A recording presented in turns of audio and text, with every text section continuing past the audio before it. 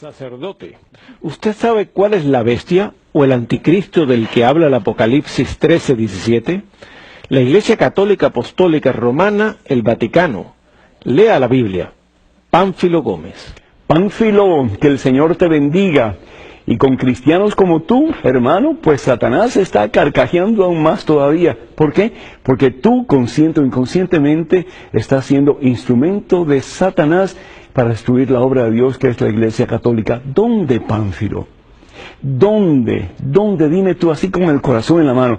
¿Dónde en la Biblia dice que la Iglesia Católica es la bestia a la que tú te refieres? E insultas a Dios diciendo que la palabra de Dios dice que la obra de Dios, que es la Iglesia, es la bestia. ¿Por qué en el nombre del Señor Jesús tú no te instruyes un poquito más, hermano? ¿Por qué no aprendes un poquito más? ¿Sabes? Lo que sale de tu boca es veneno. Y el veneno no es de Dios. Lo que sale de tu boca, perdóname tú, es una crítica destructiva. Y la crítica destructiva no es de Dios. Lo que sale de tu boca es una crítica malsana. ¿Y qué es lo que el Señor dice de las críticas malsanas y de las críticas que ofenden como tú estás ofendiendo? Dice la palabra de Dios en el Evangelio según San Mateo, capítulo 7, y te lo digo, hermano, con el corazón de verdad deseoso que tú cambies. Dice la palabra de Dios, no juzgues a los demás y no serás juzgado tú.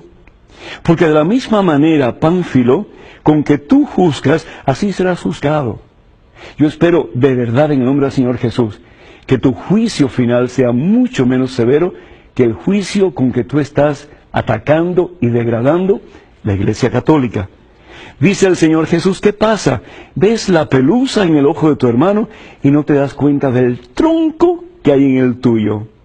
Hipócrita. Sácate primero el tronco que tienes en tu ojo y así verás mejor para sacar la pelusa que hay en el ojo de tu hermano.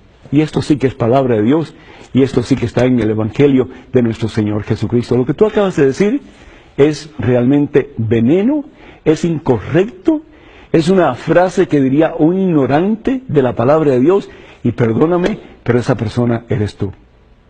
Yo quiero decirte que la palabra de Dios en los Hechos Apóstoles capítulo 9, si tú has leído la Biblia, poquito, ¿sí? Tú te das cuenta que hubo un hombre que se llamaba Saulo de Tarso. Y Saulo de Tarso, al igual que tú, perseguía a la iglesia de Jesucristo. Él quería destruir la iglesia de Jesucristo. Porque sin darse cuenta, tal vez, estaba siendo instrumento de Satanás y al fin y al cabo, eso es lo que Satanás quiere. Y nos dice la palabra de Dios que mientras iba camino a Damasco, lo envolvió de repente una luz. Hechos de los Apóstoles capítulo 9, versículo 3 en adelante, y cayó al suelo, y oyó una voz que decía, Saulo, Saulo, ¿por qué me persigues?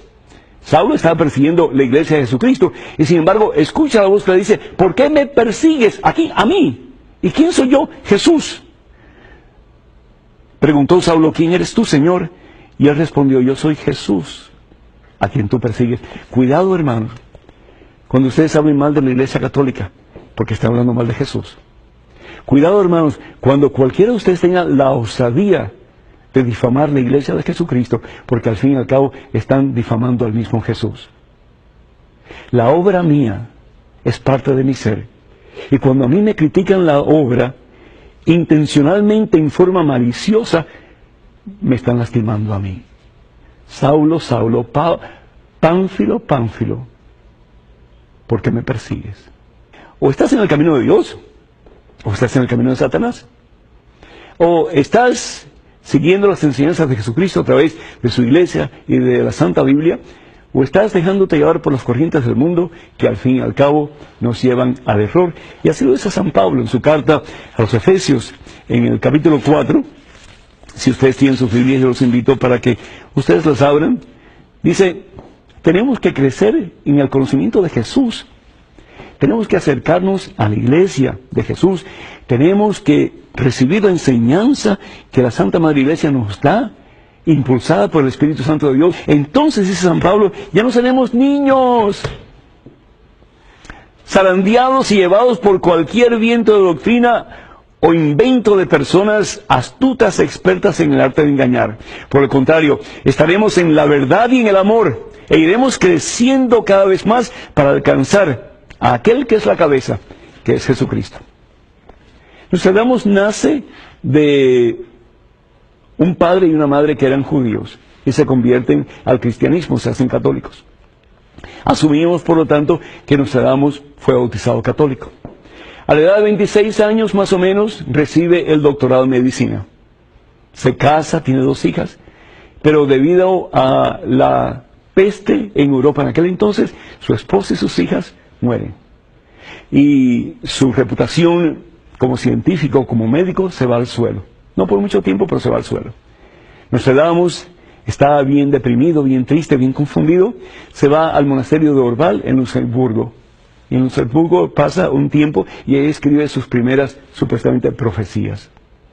Después de eso él sale, se convierte en un vagabundo y busca más estudiar sobre lo oculto, supersticiones, cosas que tienen que ver con influencias satánicas, desafortunadamente. Finalmente regresa a Francia y ahí sigue escribiendo sus supuestas profecías. Hoy día los seguidores de Nostradamus pues utilizan sus cuartillas y utilizan sus supuestas profecías para hablar de todo. Y hermanos, cualquier persona puede agarrar cualquier libro, incluso la Santa Biblia, y sacar un montón de especulaciones que nada tienen que ver con la verdad. Se le ha acreditado a Nostradamus que él ha podido descifrar, la caída del Imperio Comunista, el ir al espacio por primera vez, en fin, una serie de cosas que son ridículas. ¿Y qué es lo que pasa? Comenzamos a poner nuestra confianza en un ser humano. Y eso es lo que quiere Satanás. Y de nuevo, Satanás se muere de risa, porque al fin y al cabo, los incautos se van detrás de cualquier anzuelo que Satanás pone, llevándonos así hacia el error. Para estar seguro que estamos en la verdad, hermano, busca a Jesucristo. Para estar seguro que estamos en la verdad, hermano, busca las enseñanzas de la iglesia que Jesús fundó sobre Pedro y los demás apóstoles, que es una sola iglesia, no hay más, una sola, la Iglesia Católica, la que conocemos como la una, santa, católica y apostólica. Si quieres conocer la verdad, y conociendo la verdad nos promete la palabra de Dios, seremos libres.